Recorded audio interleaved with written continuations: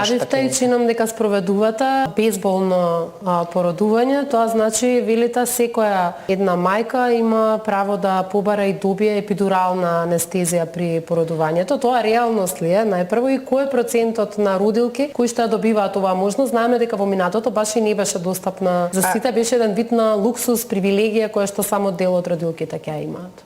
Така е, значи во државната клиника до 1 октомври не баш секоја пациентка имаше можност да добие безболно породување, меѓутоа благодарение на поработката на акушерите и огромна благодарност до целиот тим и од анестезиолози кои што од 1 октомври веќе пружаат можност секоја родилка која што ќе дојде кај нас на клиниката да има можност да добие безболно породување. Се повеќе пациенти се информирани за тоа, ние тоа го објавивме на нашата веб страна, имавме повеќе гостувања од страна на анестезиолози и на тој начин веќе од 1 октомври се спроведува секоја пациентка која што ќе дојде кај нас да има можност безболно да добие породување, на тој начин подобро да го доживее чинот на самото породување, да ни дојде повторно и да биде желна да роди спонтано доколку нема нормална индикација од страна на мајката или од страна на плодот. Обид ли е ова да се трката со условите и можностите кои ги даваат приватните болници, бидејќи веројатно една од причините зашто досега, барем за оние кои имаат можност, не била државната клиника прв избор, токму тоа дали породувањето ќе биде безболно или нема да биде безболно. Видете, јас навистина сум среќна што постојат приватните болници и покрај тоа што доаѓам од јавна здравствена институција.